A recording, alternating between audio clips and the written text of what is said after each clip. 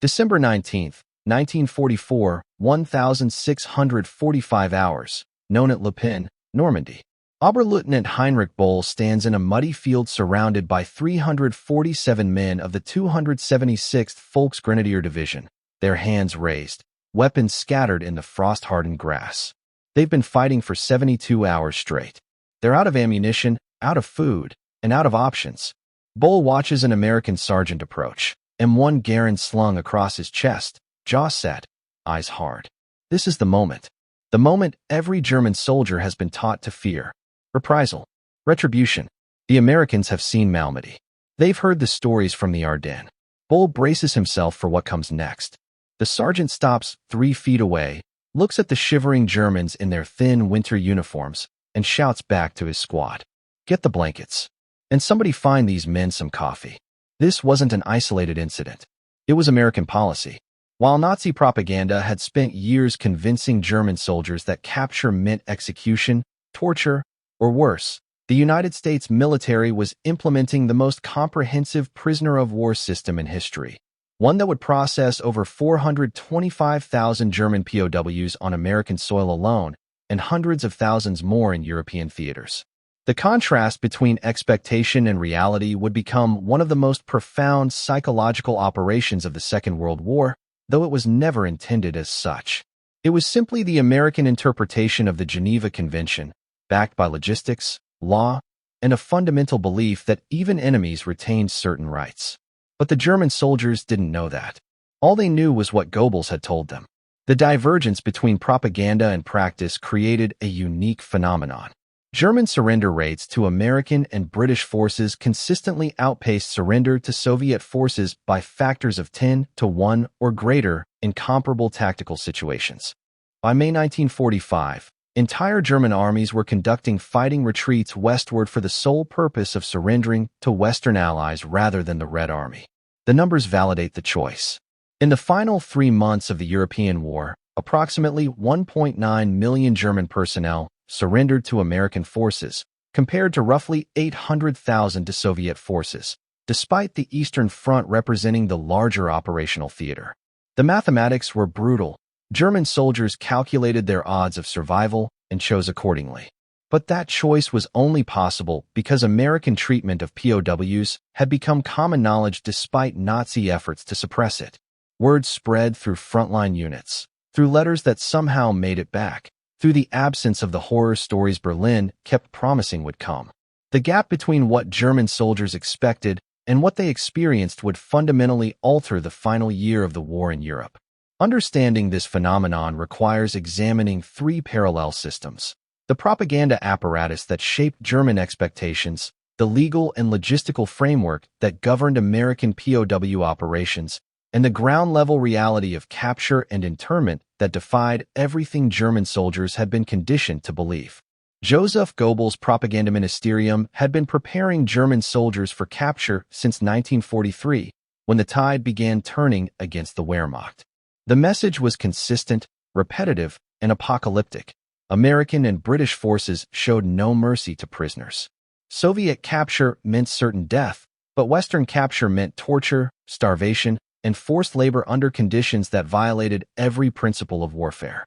The propaganda served dual purposes. It stiffened resistance by eliminating surrender as a rational option, and it pre-justified German atrocities by projecting them onto the enemy. The ministry's output was industrial in scale.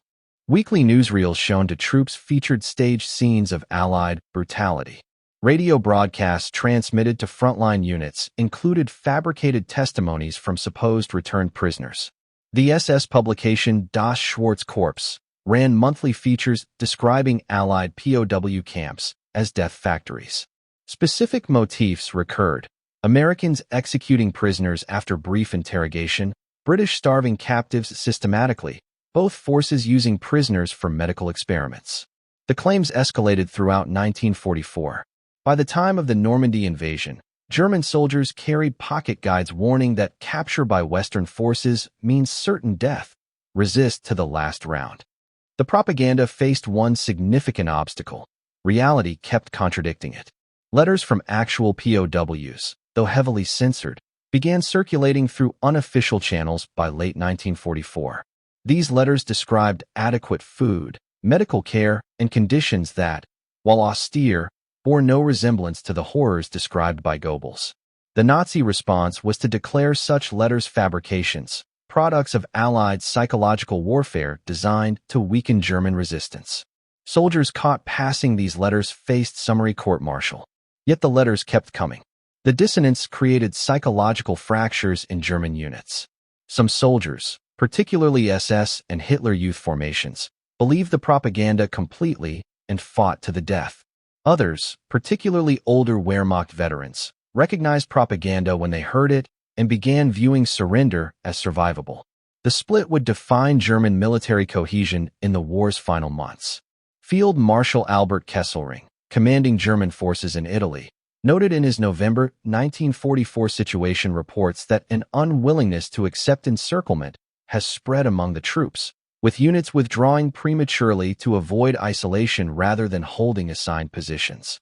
Translation: soldiers were avoiding situations that would force last-ditch resistance, because they'd begun calculating that surrender might not mean death after all. Kesselring couldn't state this openly. Defeatism was a capital offense, but his operational reports documented the pattern. German units in Italy surrendered at rates 40% higher than comparable units on the Western Front proper, largely because the Italian front offered more isolated combat, where individual unit surrenders drew less attention from Nazi political officers. Meanwhile, the actual legal framework governing American POW treatment had been in place since before Pearl Harbor, refined throughout the war, and enforced with a rigor that surprised even Allied observers. The United States ratified the 1929 Geneva Convention on July 25, 1932, and the War Department immediately began developing implementation protocols. By 1940, before American entry into the war, the Judge Advocate General's Office had produced a 287-page manual, Army Regulation 27-10, covering every aspect of POW administration from initial capture through repatriation. The regulation carried legal force. Violations weren't merely disciplinary matters. They were courts-martial offenses under Article of War 75, punishable by dishonorable discharge, imprisonment, or both. The regulation's scope was exhaustive. Article 27-10, Section 4, Paragraph 2a specified that prisoners of war shall be treated at all times humanely and protected, particularly against acts of violence, from insults and public curiosity. Section 4, Paragraph 3c mandated that the food ration of prisoners of war shall be equivalent in quantity and quality to that of depot troops.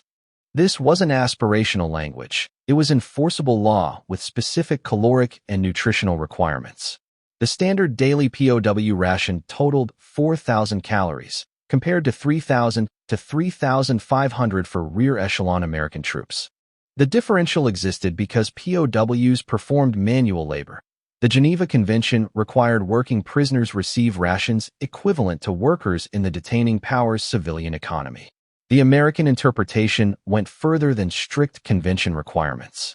Swiss inspectors, representing German interests under the protecting power provisions, repeatedly noted in 1944 to 45 reports that American POW camps exceeded minimum standards. The International Committee of the Red Cross conducted 87 inspections of American POW facilities between June 1944 and May 1945. Of these, 83 received satisfactory or exceeds requirements ratings. The 4 exceptions involved temporary camps established during the Battle of the Bulge, where chaotic conditions affected everyone, captor and captive alike. Even these were corrected within 14 days of ICRC inspection. Now, before we get into the logistics of how America processed nearly 500,000 German prisoners on home soil, if you're finding this analysis useful, subscribing to the channel genuinely helps. It takes a second, costs nothing, and supports more deep dives like this one. Right, back to the system. The logistics were staggering.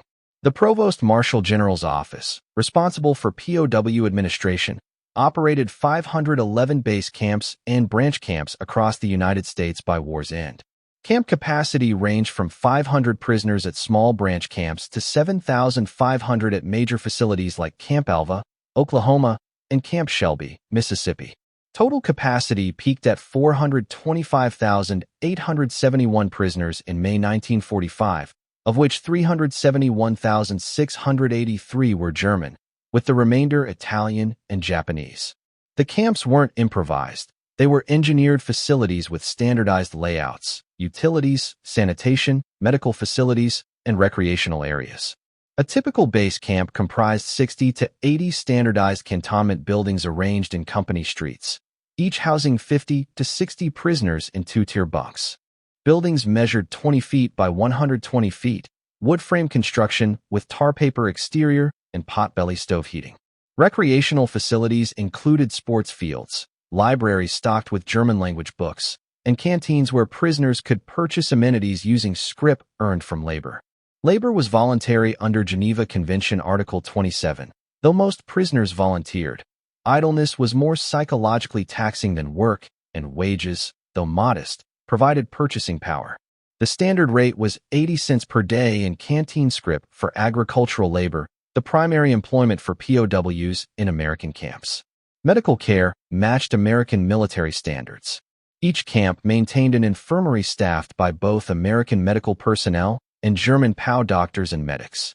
Serious cases were transferred to American military hospitals. German POWs received treatment in the same facilities as wounded American servicemen, a practice that generated some domestic controversy but continued throughout the war on legal grounds. The Geneva Convention Article 14 required equal medical care.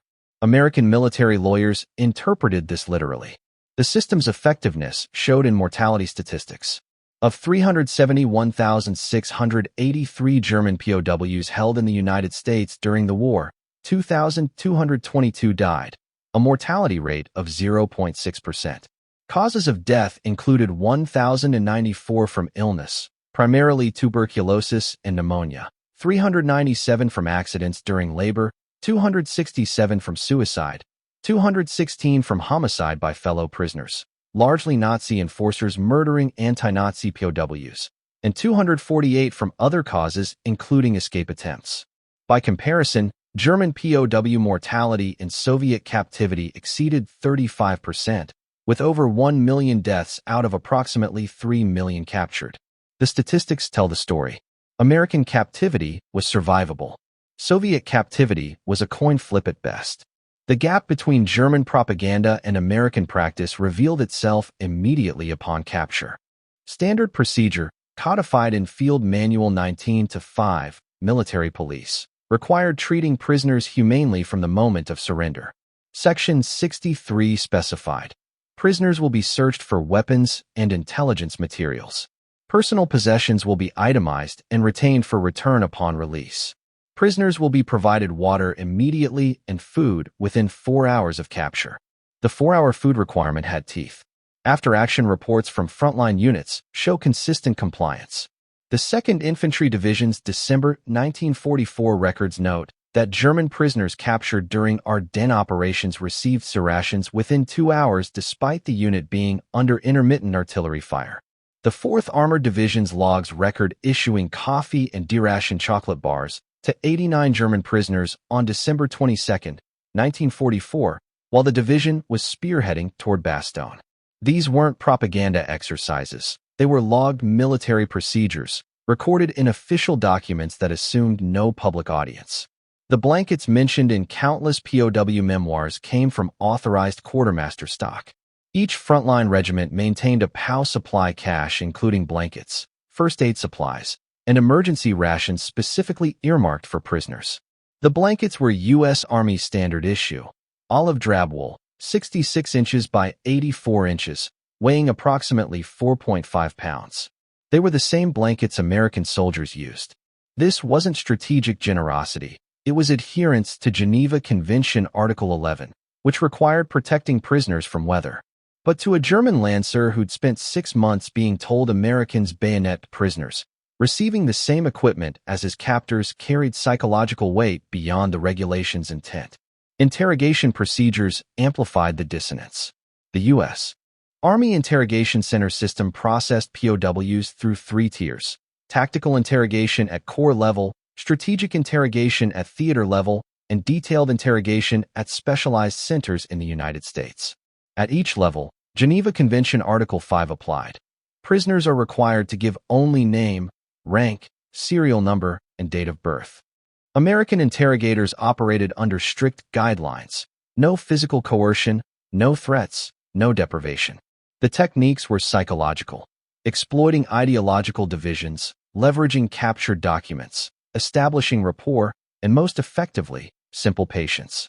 German prisoners, conditioned to expect torture, found themselves in temperature-controlled rooms, offered cigarettes, questioned politely, and returned to holding areas with no reprisals when they refused to answer. The cognitive dissonance was profound.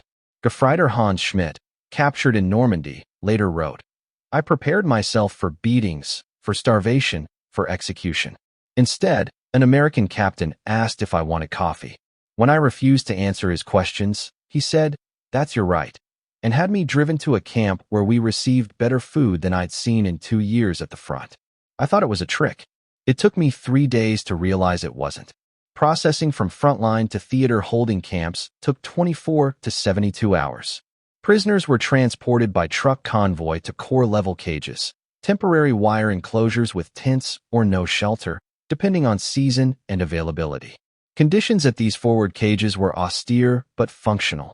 Prisoners received 2 meals daily, access to latrines, and basic medical screening. From core cages, prisoners moved to Army-level enclosures within a week, where conditions improved. Tents gave way to wooden huts, meals increased to 3 daily, medical care expanded, and International Red Cross representatives conducted initial interviews. The final step, transfer to base camps in England or the United States, occurred within 30 days of capture. The contrast with Eastern Front capture procedures couldn't have been starker. Soviet forces, operating under different legal interpretations and facing different logistical realities, processed German prisoners through a system where initial survival rates hovered around 50%. The German soldiers' calculus was simple: surrender west if possible, fight to the death if facing east. By 1945, this calculation drove operational decisions at division and corps levels. Units withdrew westward even when it violated tactical logic, because the troops would only hold ground if they believed Western surrender remained possible. Camp life for German POWs in the United States defied everything Berlin had promised. A typical day at Camp Concordia, Kansas, which held 4,000 prisoners at peak capacity, began with reveille at 0600, followed by breakfast at 0630. The meal typically included hot coffee, oatmeal or cream of wheat, bread with margarine, and occasionally eggs or bacon. Prisoners maintaining German military discipline within the compound assembled for morning roll call at 0730, conducted by their own NCOs under American observation. Work details departed at 0800 for agricultural labor in surrounding farms, primarily cotton, wheat, and sugar beet harvesting. Work continued until 1700 with a 1-hour lunch break, when American guards delivered meals to the work sites. Dinner at 1800 back at camp included meat, potatoes, vegetables, bread, and coffee. Evening activities from 1900 to 2130 included sports, education classes, theater productions, and religious services. Lights out at 2200. The recreation and education programs were extensive. Camp Concordia's library held 3,400 German-language books by mid-1945, including classic literature, technical manuals, and approved newspapers. The camp supported 2 soccer teams, a theater group that performed monthly productions of German classical plays, and an education program offering courses in English, mathematics, engineering, agriculture, and business. American authorities encouraged these activities under the intellectual diversion policy. Idle prisoners caused security problems. Engaged prisoners focused on peaceful pursuits. Religious services received special protection under Geneva Convention Article 16. Each camp with significant populations provided chaplains. The U.S. Army recruited German-speaking Lutheran and Catholic chaplains specifically for POW ministry. Camp Mexia, Texas recorded 847 prisoners attending Lutheran services and 1,923 attending Catholic Mass on Easter Sunday 1945, a total participation rate of 73% of the camp population. For soldiers who'd spent years in conditions where religious practice was restricted by Nazi authorities, American protection of worship rights carried particular significance. Male privileges followed Geneva Convention Article 36. Prisoners could send 2 letters and 4 postcards monthly. Outgoing mail was censored for military intelligence, but otherwise transmitted through international Red Cross channels to families in Germany. Incoming mail, when it could reach Germany through the chaos of 1944 to 45, was likewise censored and delivered. The mail system's efficiency surprised prisoners. Letters from the United States reached Germany in 6 to 8 weeks when postal systems functioned, faster than military mail had moved during the 1940 French campaign. Not all camps were idyllic. Tensions existed, particularly between Nazi true believers and anti-Nazi prisoners. Several camps experienced internal violence as hardcore Nazis enforced ideological conformity through intimidation and murder. Camp Tonkawa, Oklahoma witnessed the March 1943 lynching of Johann Kunz, a German prisoner who'd expressed anti-Nazi views and allegedly informed on escape plans.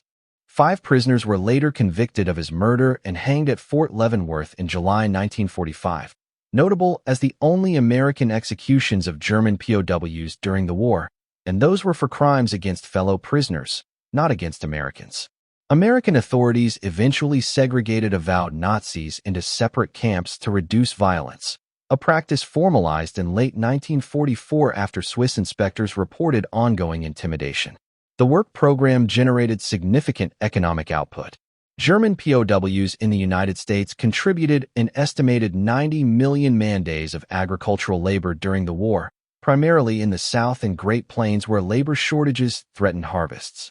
The 1944 Texas cotton harvest employed 12,000 POWs across 35 camps and branch facilities. Arizona's cantaloupe industry used 5,000 POWs during the 1945 season. Florida's sugarcane operations depended on 8,000 POW workers.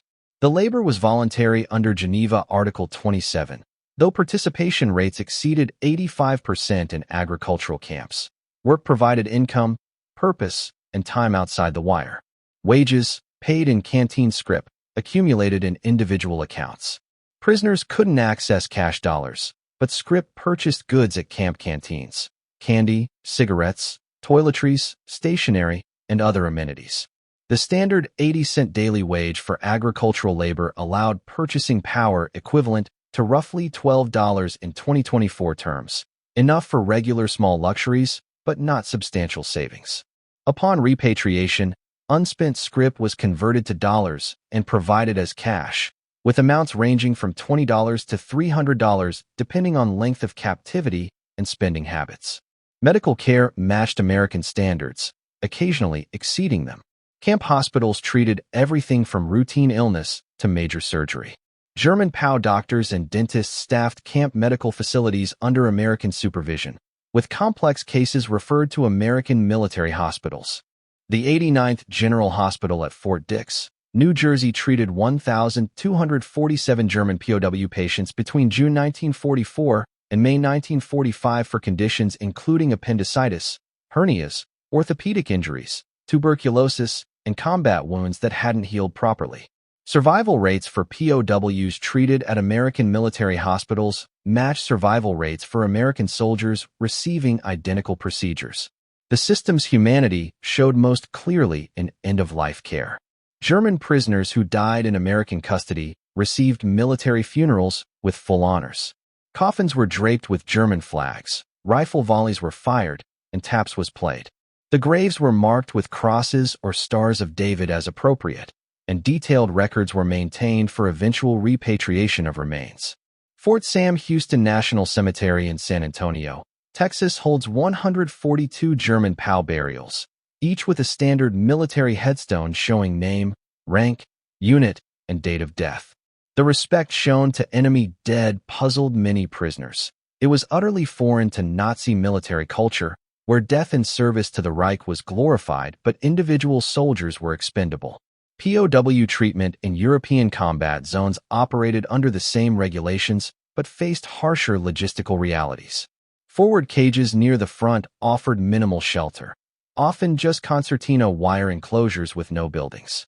Prisoners slept in foxholes they dug themselves, received 2 meals daily from field kitchens, and endured weather without adequate protection. These conditions, while austere, still complied with Geneva provisions given combat circumstances. Water was provided, food was adequate if monotonous, and medical care was available through battalion aid stations. The December 1944 Battle of the Bulge tested the system's resilience. American forces captured approximately 17,000 German prisoners during the Ardennes offensive under chaotic conditions. Forward cages were overrun, supply lines disrupted, and resources stretched thin. Yet even during the battle's desperate opening days, records show prisoners received food and medical care. The 99th Infantry Division's December 17th after-action report notes, 106 prisoners captured today, processed through Regiment S. 2, provided sea rations and coffee, transferred to division cage by 1800 hours despite enemy breakthrough, threatening rear areas. The system bent but didn't break. British POW procedures paralleled American practices with minor variations. British camps in North Africa and Italy generally provided better shelter, stone buildings rather than tents, but slightly reduced rations reflecting Britain's own food situation. The standard British POW ration totaled 3,500 calories compared to America's 4,000, still adequate for health, but noticeably leaner. German prisoners captured in Italy and sent to British camps in Egypt or Palestine experienced conditions comparable to their American counterparts: regular food, medical care, recreational opportunities, and Geneva Convention compliance. The French presented a different case. French forces capturing German prisoners in 1944-45 operated under severe resource constraints and, understandably, harbored less sympathy for their former occupiers. French POW camps in Germany after May 1945 developed reputations for harsher conditions, with reduced rations, minimal recreation, and occasional reprisals. American and British authorities intervened repeatedly, pressuring French commanders to maintain Geneva standards. The contrast illustrated how institutional commitment and resource availability shaped POW treatment. American and British forces prioritized Geneva compliance. French forces, devastated by years of occupation, struggled to extend humanity to their former tormentors. The Soviet approach defied comparison. Soviet POW camps operated under fundamentally different assumptions. Stalin never ratified the 1929 Geneva Convention, and Soviet military doctrine treated prisoners as traitors to be punished rather than protected combatants. German prisoners in Soviet hands faced forced labor, starvation rations, minimal medical care, and casual brutality. Of approximately 3 million Germans captured by Soviet forces, over 1 million died in captivity, a 35% mortality rate. The last German prisoners didn't return from the Soviet Union until 1955, a full decade after war's end. German soldiers knew these differences. By late 1944, the Wehrmacht's battlefield behavior showed clear patterns: fierce resistance against Soviet advances, token resistance against Western offensives. Units would fight block by block in the east, then abandon entire cities in the west. The 6th SS Mountain Division Nord fought to near annihilation, holding Courland against Soviet forces in early 1945, while comparable units surrendered to Americans in the Ruhr Pocket after minimal resistance. The contrast wasn't cowardice, it was calculation. American POW policies achieved strategic effects never intended by their architects. The policies were designed for legal compliance and logistical efficiency, but they functioned as psychological warfare that undermined Nazi propaganda and German military cohesion. First-hand accounts from surrendered prisoners reached frontline German units through multiple channels. Allied aircraft dropped leaflets containing testimonials from captured German soldiers describing their treatment. The Passierschein, safe conduct passes, promised humane treatment under Geneva Convention provisions. German propaganda dismissed these as Allied lies, but soldiers increasingly doubted Berlin's version when the leaflets quoted specific soldiers by name, rank, and unit, details only genuine prisoners would know. Radio broadcasts amplified the message. American and British psychological warfare units operated German-language radio stations broadcasting to Wehrmacht frequencies. Radio Annie, and similar programs featured interviews with German POWs describing their experiences. While ideologically committed Nazis dismissed these broadcasts as propaganda, non-ideological soldiers, the majority of the Wehrmacht by 1944, paid attention. The broadcasts weren't crude. They didn't claim captivity was pleasant, only that it was survivable, that food and medical care were provided, that the Geneva Convention was real. That message, modest and credible, proved more effective than exaggerated claims would have been. The surrender rate differential between Eastern and Western fronts validated the effectiveness. German forces surrendered to Western allies at dramatically higher rates when tactical situations were comparable. During the final 3 months of the war, Western allies captured approximately 1.9 million German prisoners, while Soviet forces captured roughly 800,000, despite the Eastern Front's larger size.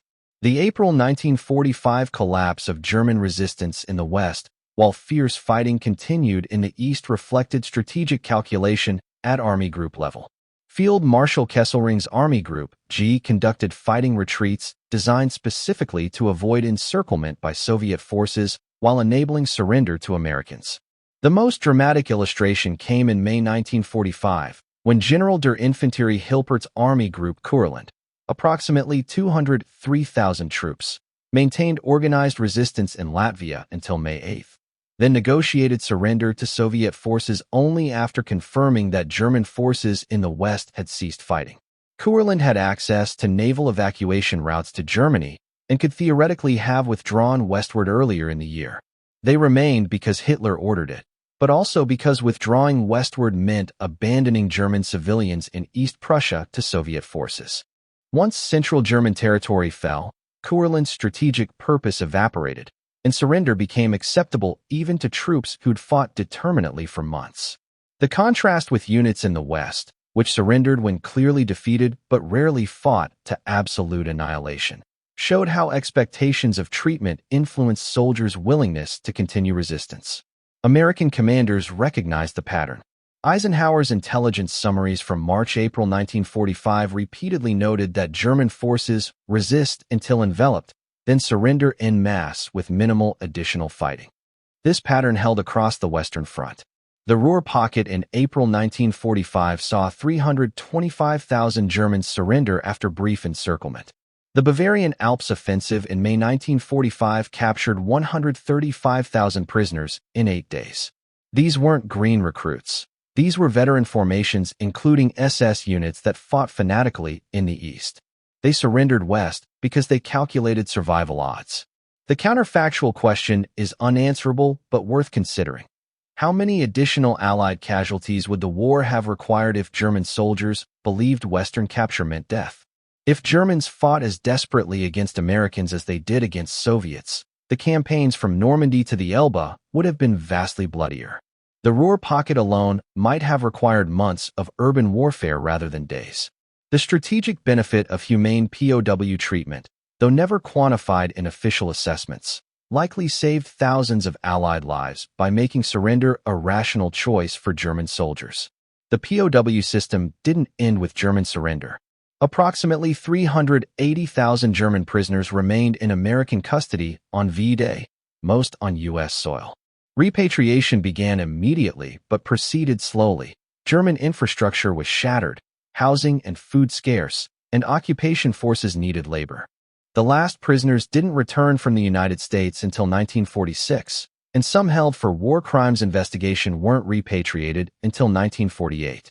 During this interim period, prisoners lived in the same camps under the same conditions, but their legal status shifted from prisoners of war to disarmed enemy forces, a designation created to justify continued detention after hostilities ceased.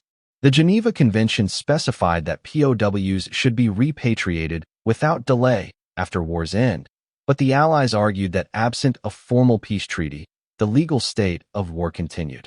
The distinction was technical, the practical effect minimal. Prisoners continued working, receiving pay, and living under the established system. Many prisoners returned to Germany with perspectives permanently altered. They'd experienced a society that treated even enemies according to law, that provided adequate food when their own nation was starving, that showed respect for individual dignity regardless of nationality. These experiences didn't automatically convert prisoners to democracy, but they planted seeds of doubt about Nazi ideology and demonstrated that alternatives existed. Some prisoners maintained contact with Americans they'd met, particularly farmers they'd worked for. These relationships occasionally resulted in immigration sponsorships years later. The American POW system's success influenced post-war policies. The Geneva Convention revisions of 1949, the Third Geneva Convention specifically, incorporated lessons from World War II, including many practices the United States had implemented. The new convention strengthened protections for prisoners, clarified ambiguities that the 1929 convention left open, and established clearer enforcement mechanisms. American legal scholars and military officers participated actively in drafting the 1949 revisions, bringing practical experience from managing history's largest POW system. The precedent established by American and British treatment of Axis prisoners would be tested repeatedly in subsequent conflicts. Korea, Vietnam, the Gulf Wars, Afghanistan, Iraq. Each conflict raised new questions about POW status, treatment obligations, and the balance between security and humanity. The legal frameworks established in World War II provided foundations for these debates, even when practice fell short of principle. Not all outcomes were positive. The comfort of American captivity contributed to post-war German narratives that minimized Nazi crimes by emphasizing Allied reasonableness. Clean Wehrmacht myths. The false notion that regular German forces fought honorably, while only SS committed atrocities, were partially enabled by Allied POW treatment that allowed German soldiers to see themselves as professionals who'd simply fought for the wrong side. This narrative, while psychologically convenient for Germans rebuilding their nation, obscured the Wehrmacht's extensive participation in war crimes and genocide. The tension between treating individual prisoners humanely and holding the German military collectively accountable for its crimes complicated post-war justice efforts. Return to Nonant Lupin, December 1944. Oberleutnant Heinrich Boll accepts a U.S. Army blanket from an American sergeant and watches his men receive coffee and medical attention. He spent 6 years being told that this moment would mean death.